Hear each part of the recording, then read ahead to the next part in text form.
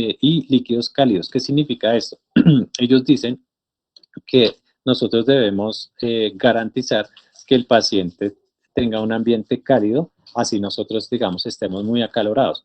Por ejemplo, si el paciente, para mantener la temperatura, de pronto el paciente sigue hipotérmico y nosotros tenemos mucho calor en el ambiente, digamos que debemos en ese momento priorizar que el paciente esté calientico, así nosotros, digamos, tengamos mucho calor. O sea, no, en lugares donde haya aire acondicionado, tratar de no prender el aire acondicionado en estos casos, porque debemos mantener a ese paciente cálido, ¿sí? Ya vimos lo de los líquidos, se pueden calentar en microondas, pero no para hemoderivados, o sea, sí, porque se pueden desnaturalizar. Entonces, eso es importante también. Entonces, ¿cómo podemos prevenir la hipotermia? Se puede dar cuando en la escena, o sea, cuando el paciente llega ya puede estar hipotérmico. Entonces lo encontraron estrellado en una lluvia, estaba en un charco de agua, el paciente está mojado. Entonces, ¿qué debemos hacer? Asegurarle un ambiente cálido, mantas calientes, líquidos calientes. ¿Cómo hacemos si el paciente llegó y empieza a ponerse hipotérmico?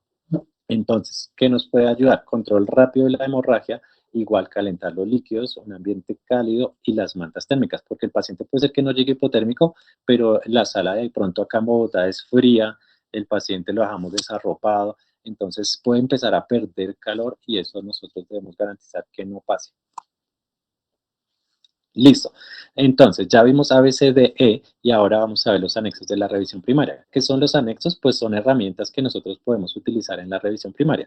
Cuando el paciente ingresa, pues tomaré los signos, eso no debe durar más de unos 30 segundos, tomar los signos, mirar el electrocardiograma, digamos el monitor cardíaco, que podemos utilizarlo con los electrodos, el pulso oxímetro, la capnografía, si el paciente toca intubarlo, pues mirar cómo está la capnografía.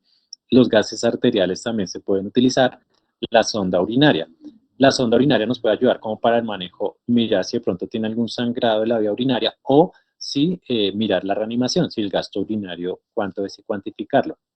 Aquí en este punto me parece importante que todos tengamos claro, es que esto que nosotros estamos hablando no puede retrasar el manejo de un paciente. ¿Por qué? Porque nos han llegado pronto pacientes con sonda urinaria, con catéter venoso central y el paciente muerto.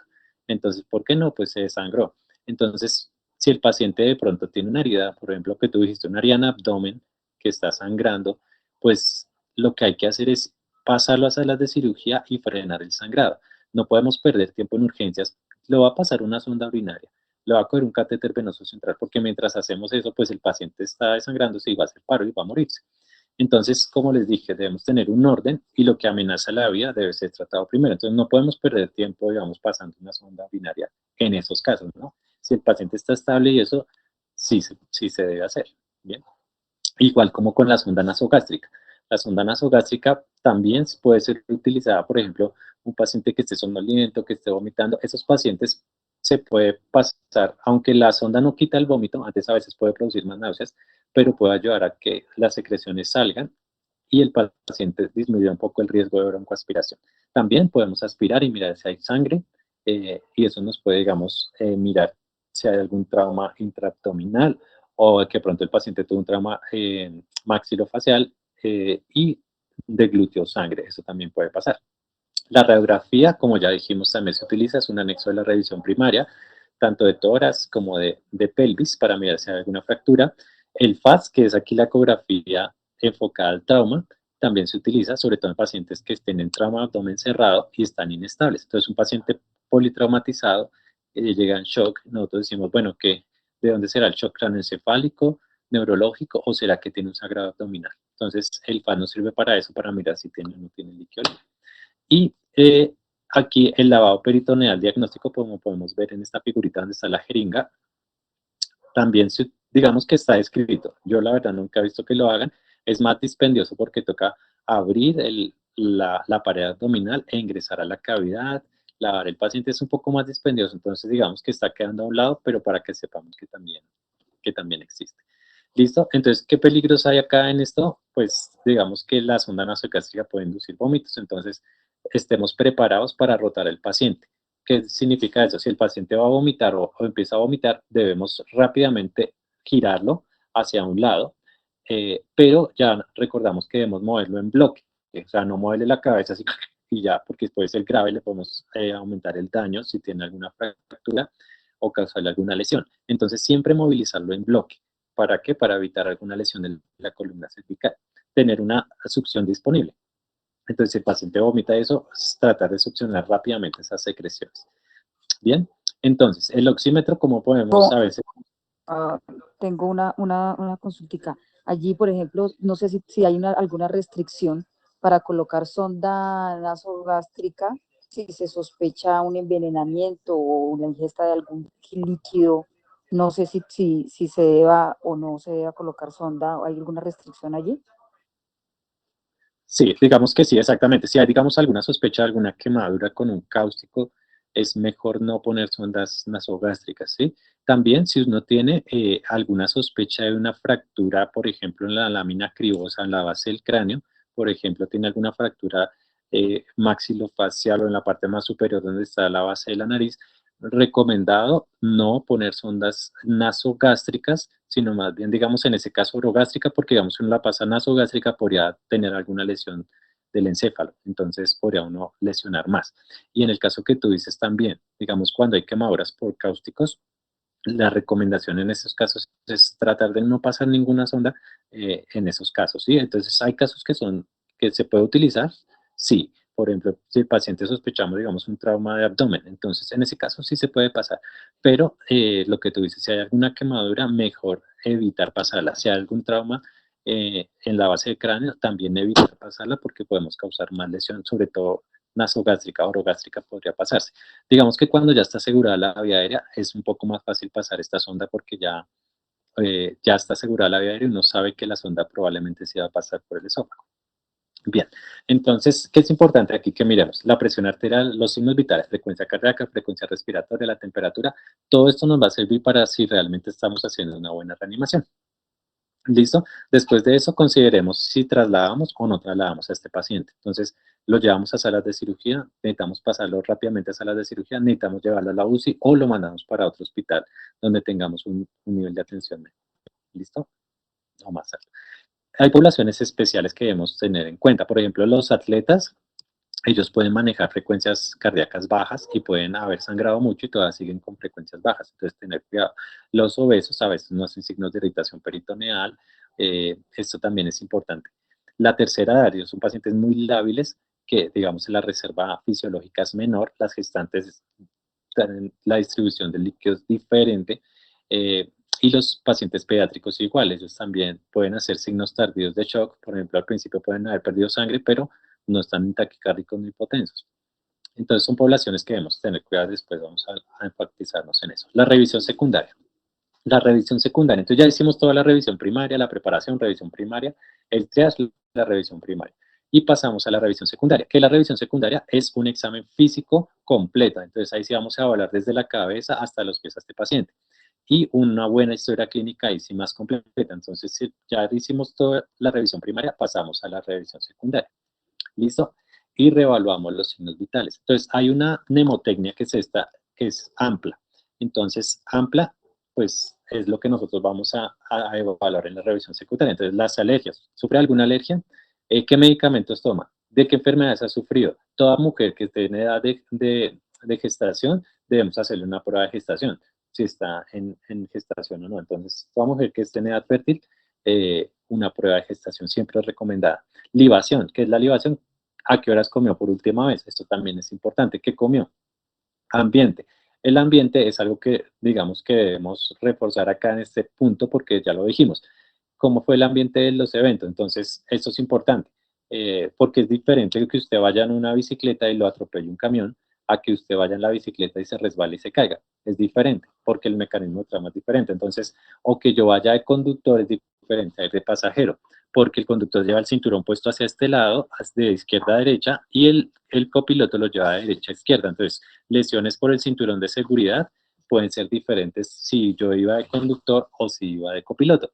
Es diferente si me impactaron, yo iba de pronto manejando y tuve un choque frontal a que me chocaron por detrás, ¿sí? Entonces, esto es lo que nos dicen estas tablitas. Si digamos, no, yo iba en el carro y tuve una colisión frontal, entonces ahí debemos mirar, ¿no? El volante quedó doblado, hubo marcas de las rodillas en el tablero, el parabrisas quedó roto, Entonces podemos sospechar esas lesiones que están al lado derecho. Entonces, fractura de la columna cervical, un tórax inestable, una ruptura traumática de la aorta. Todo esto para hablar de trauma cerrado. Entonces, digamos, si hubo una colisión posterior, entonces me chocaron por atrás, puede haber lo que se llama latigazo de la columna cervical y una lesión de la columna. Si hubo eyección del vehículo, acordemos que si el paciente salió del vehículo, puede tener más lesiones que los que quedaron adentro del vehículo. Podemos sospecharlo. Entonces, si es un impacto lateral, pues un tórax inestable, un neumotórax, una ruptura del diafragma. Bien, cuando el trauma, digamos, es, por ejemplo, el señor iba caminando y lo atropelló un vehículo. Entonces ahí podemos sospechar que tenga fracturas de las extremidades inferiores, trauma abdominal, ruptura traumática de la aorta. Si se cayó, digamos, no, desde un quinto piso, entonces, ¿cómo cayó? Si ahí miramos, puede tener alguna de estas lesiones, fractura de pelvis, fractura de extremidades, fracturas craneoencefálicas, trauma de tórax. Heridas por arma blanca. Esto es importante, si la herida fue anterior, si fue posterior, en dónde fue, si fue en el área torácico-abdominal, si fue, digamos, en el abdomen, qué otras lesiones puede tener, en qué lado está esa lesión. En cuanto a las heridas por proyectil de arma de fuego, también es importante preguntar, ¿le dispararon desde cerca o estaba lejos? ¿De cómo fue la dirección? ¿Usted se cayó? Porque a veces puede correr, se cae y le disparan ya cuando el paciente está caído. Entonces, muchas veces, alguna vez nos ha llegado unos pacientes que tuvieron una herida en el muslo y el paciente le dolía mucho el abdomen, entonces, pero qué raro si el disparo es en el muslo. Entonces, cuando nos fuimos a dar cuenta tenía el proyectil en el abdomen porque el paciente después contó que se cayó y le dispararon cuando estaba caído. Entonces, esto es importante. No todas las trayectorias son lineales porque a veces chocan con los huesos los proyectiles y viajan hacia otra dirección. ¿Listo? Bien, entonces todo esto del mecanismo de lesión es importante. Por lo que tú decías, si hubo alguna quemadura térmica, alguna quemadura eléctrica, ¿sí? Algún envenenamiento, quemaduras por inhalación, puede producir edema pulmonar, edema de la vía aérea. Listo, entonces el examen físico, ¿cómo hacemos? Pues tocamos las estructuras del cráneo, si tiene alguna fractura, revisamos si tiene alguna herida en el cuero cabelludo, revisamos los oídos, si tiene otorragia, miramos la nariz, eh, digamos que puede tener líquido cefalorraquídeo, los ojos, si están simétricos, los movimientos oculares, la agudeza visual. Ellos dicen que cuando hay un trauma maxilofacial, tratar de hacer un examen de la agudeza visual y de la parte ocular rápidamente antes de que el edema no permita el examen físico. La boca, cómo están las estructuras maxilofaciales, como podemos ver acá. Listo, esto ya lo dijimos, cómo evitar, digamos, tratar de hacer un examen físico ocular antes de que haya un edema facial muy grave que nos evita. Si nosotros vemos que el paciente tiene un edema facial y que también puede tener una sospecha de lesión medular, nos recomiendan poner el paciente como con la cabecera elevada, o sea, como Trendelenburg invertido, que llaman ellos. ¿Listo? Entonces, esto también es una recomendación para evitar el edema. Eh, listo, esto ya lo dijimos. Después pasamos al cuello. Entonces, si el paciente tiene alguna lesión en el cuello, vamos a revisar cómo está la alineación de la tráquea, si está desviada hacia un lado o hacia el otro. Vamos a mirar la piel, si hay algún sangrado, un hematoma. Podemos tocar los pulsos en ese nivel, si tiene enfisema subcutáneo. Después pasamos al tórax, ya dijimos que hay que pues, inspeccionar, palpar, vamos a auscultar a este paciente y ahí miramos, por ejemplo, en este caso, puede ser una lesión por el cinturón de seguridad o que algún vehículo haya pasado por encima, podemos ver alguna deformidad. Entonces, todo esto es importante. En el abdomen, el examen físico, si el paciente está consciente, pues podemos tocar el abdomen, mirar si le duele un lado más que el otro, si tiene signos de irritación peritoneal generalizados, y también externamente podemos mirar si tiene alguna equimosis, como en este caso, o lesiones pélvicas. Ya dijimos que si sospechamos una lesión pélvica, el paciente está sangrando, podríamos hacerle un torniquete con una sábana, o sea, envolverlo con una sábana y apretar. La región perineal y el recto también es importante en este caso. ¿Por qué? Porque si sospechamos una lesión de la uretra, es recomendado no pasar sondas urinarias porque podríamos causar una falsa ruta y una lesión más grave. Entonces, en ese caso, pues a veces toca llamar al urólogo o hacerle una cistostomía. Bien, entonces acá revisamos la parte anar, el recto, si tiene alguna lesión o no. Las extremidades, revisamos si hay alguna deformidad, si hay edema, si los pulsos cómo están, la parte neurológica ya la dijimos, o sea, la parte motora y sensitiva. Todo esto es importante. Si hay alguna deformidad o una fractura, tratar de alinearla mientras se traslada al paciente. Es lo recomendado porque esto pues evita el dolor y puede mejorar la circulación de la extremidad. La parte neurológica, entonces ya lo dijimos, mirar el Glasgow, la respuesta pupilar, el nivel de conciencia, la parte motora y sensorial de las extremidades. Bueno, entonces esto ya lo dijimos. Si hay una fractura pélvica, entonces podemos poner esta faja que pueda envolver la pelvis. Tratar de no mover repetidamente la pelvis. ¿Por qué? Porque podríamos desprender un coágulo y aumentar la pérdida de sangre. Listo. Las lesiones de las extremidades a veces son difíciles de diagnosticar porque puede haber edema. Entonces a veces nos valemos muchos de las radiografías o de las imágenes. Bueno. Entonces, limitar el movimiento de la extremidad, si se ha de fijarla, a veces con tablillas. El desarrollo del síndrome compartimental, eso también es importante porque cuando sospechamos un síndrome compartimental, cuando hayan fracturas de huesos largos, lesiones por aplastamiento, una isquemia prolongada, lesiones térmicas circunferenciales, debemos sospechar que el paciente puede atender esto y a veces pues hay que hacer una liberación de los compartimentos. Bien, entonces ya para finalizar la charla, los anexos de la revisión secundaria. ¿Cuáles son los anexos? Entonces ya hicimos la revisión primaria, los anexos de la revisión primaria, ya hicimos la revisión secundaria y digamos que la revisión secundaria tiene unos anexos. ¿Qué son los anexos? Son otros exámenes por los que nos podemos ayudar en el diagnóstico. Entonces, por ejemplo, la radiografía de abdomen o contrastada, la urografía excretora, la tomografía axial computadorizada, las arteriografías y a veces la endoscopia. Bien, ¿qué es importante aquí? Que nosotros debemos registrar todo, hacer una reevaluación del paciente y los cuidados definitivos. Los elementos, digamos, que se deben recolectar, por ejemplo, proyectiles o armas, la ropa, todo eso, digamos, que debe quedar como evidencia.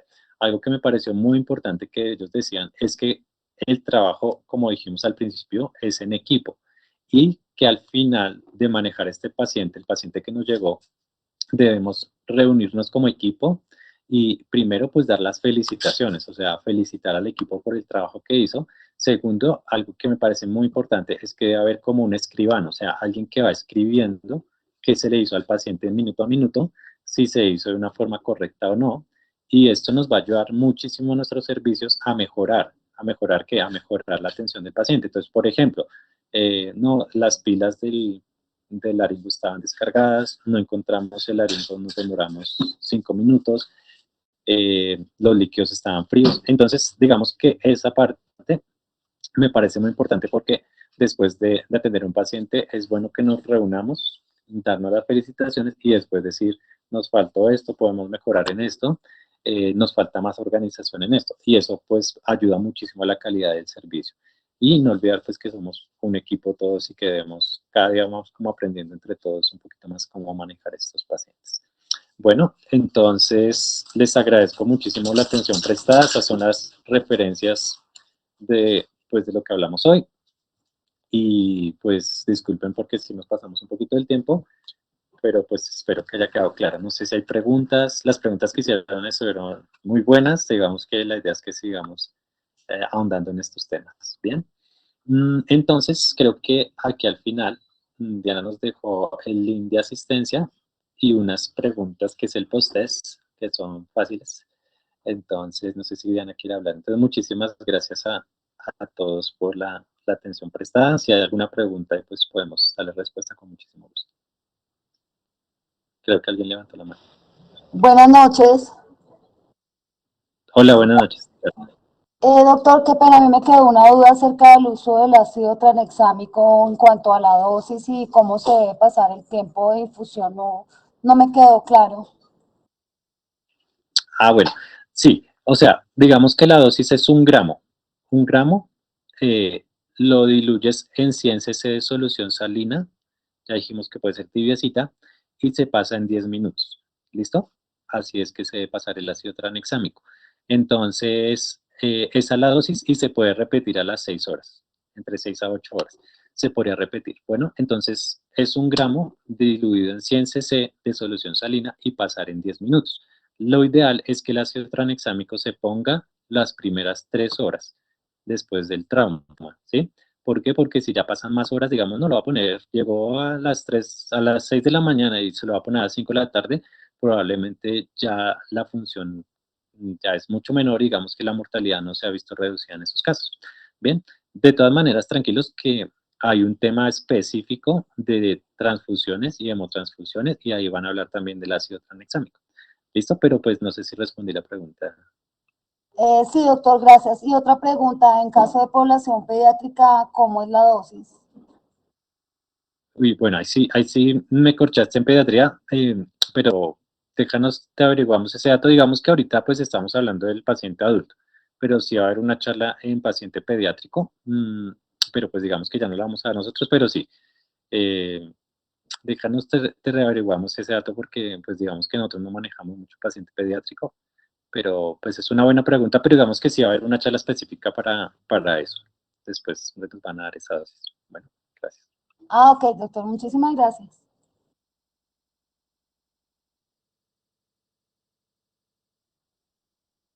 Bueno, listo, gracias. ¿Y alguna otra pregunta que no sea tan difícil?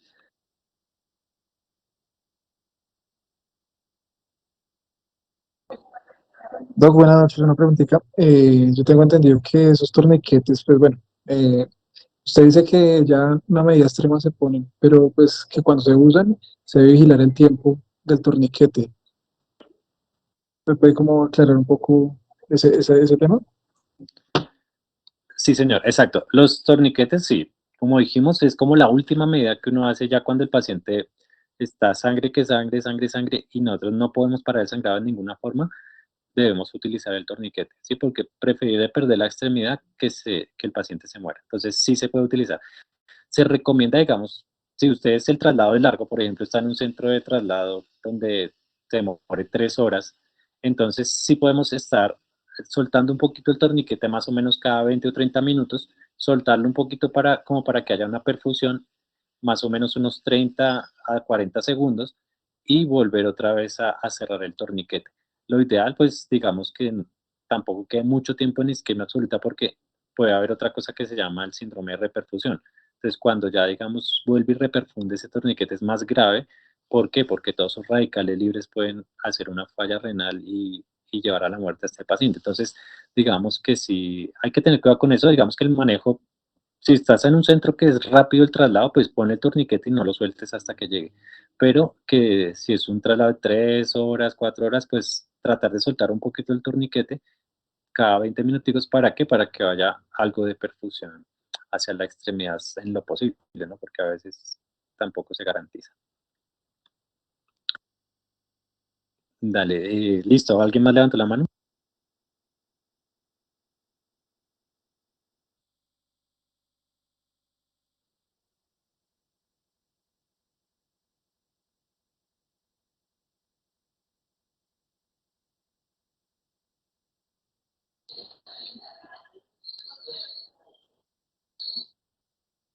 Yo tengo una pregunta. Sí, señor. Ah, ¿Me escuchan? Sí, señor, te escucho. Doc, el paciente cuando tiene el neumotor de atención que se utiliza el yelco, ¿ese yelco se debe dejar colocado mientras tenga el neumotor de atención o se debe quitar y volver a poner? ¿Cómo es? Bien, buena pregunta. O sea, exactamente. Lo que dijimos, si el paciente tiene una hemotoracia de tensión, antes recomendaban ponerle el yelco, pero se han dado cuenta, digamos, que ese yelco rápidamente deja de tener su función. Entonces, la idea, pues, se deja el yelco ahí, no se quita, se deja el yelco, ¿sí? Lo malo es que esos yelcos se pueden doblar, o sea, pueden acodarse y dejan de funcionar. Entonces, como te digo, es una medida muy temporal. O sea, es una medida que ya casi no se está recomendando, sino de una vez poner el tubo de tórax. Entonces, ¿qué sería lo recomendado? Pones el yelco, el paciente descomprime el tórax y de una vez se alista para ponerle el tubo de tórax. ¿Por qué? Porque si digamos que tú le pones el yelco, lo vas a remitir a un centro de salud que está 2 horas o 1 hora, bueno, hasta 30 minutos, el paciente puede ser que el yelco se tape en el camino y el paciente vuelva a un neumotorax a tensión y haga paro y se muera. Entonces, en ese caso, lo recomendado ahorita es poner de una vez la toracostomía para drenaje cerrado, ¿sí? El yelco pues lo puedes utilizar, pero como te digo, es una medida muy temporal que funciona por un tiempo muy corto y que rápidamente hay que ponerle el manejo definitivo, pues sería el tubo de tórax, ¿sí? Ah, bueno, aquí estuve revisando la que me preguntó sobre la dosis del ácido tranexámico en pediatría. Pues digamos que lo que estoy revisando aquí en el Vademecum es que se debe utilizar en mayores de 1 año, digamos que en menores de 1 año no está así como también los estudios, y que la dosis es más o menos de 10 a 15 miligramos por kilo, como ya dijimos, se puede repetir a las 6 horas y a las 8 horas, ¿sí? Entonces, de 10 a 15 miligramos por kilo de peso. Gracias.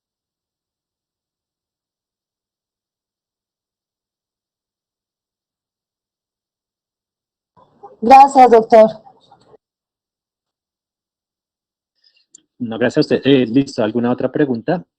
Mm, entonces, creo que ya está el link para la de las respuestas del post-test.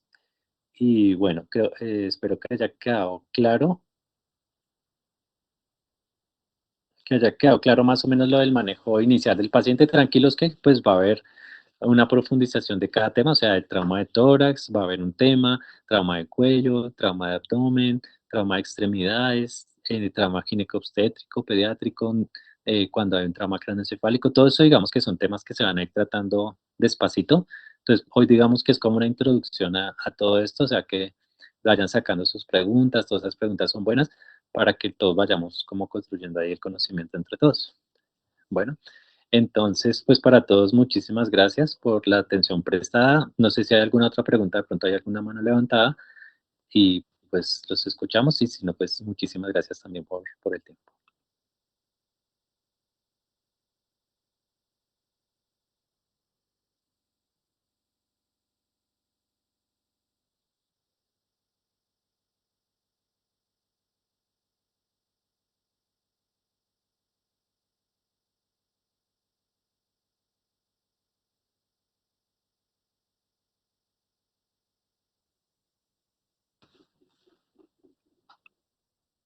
Ah, ¿me escuchan? Yo tengo una pregunta. Es que no me sale el link para hacer la prueba del post-test, ni tampoco para registrarme en la asistencia.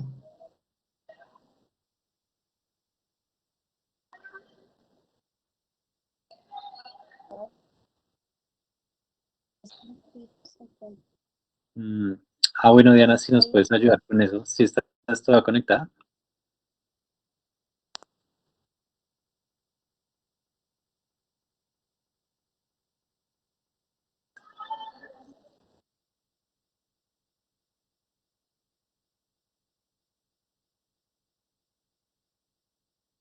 Creo que lo acaban de enviar, revísalo ahí en los mensajes, que creo que acaban de reenviar el link. Um,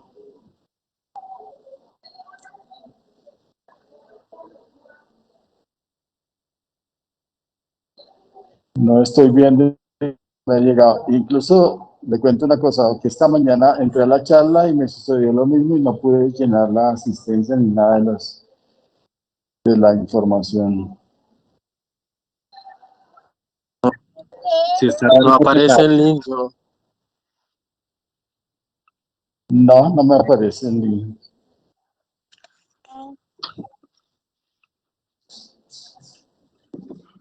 voy a volverlo a reenviar acá, pues lo voy a copiar y lo reenvío a ver si... Miren ahí en los mensajes. Ahí Diana lo acaba de reenviar.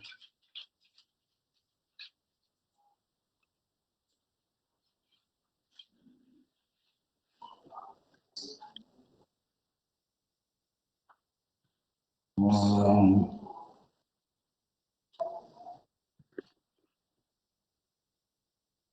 Sí, ya me llegó. Me lo enviaron por otro lado, pero sí, ya me llegó. Muchas gracias. Listo.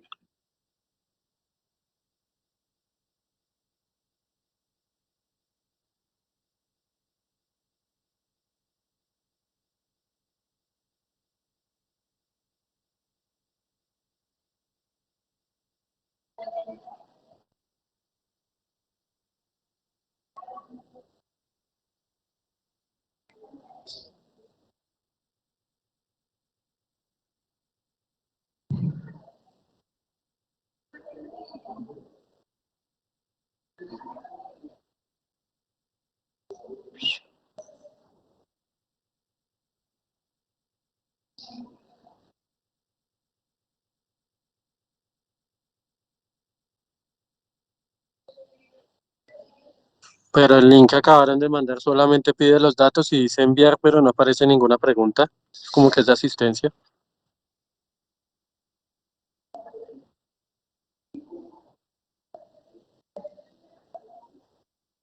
No tengo el link ni de post-test ni de Y el asistencia. link de la evaluación no aparece.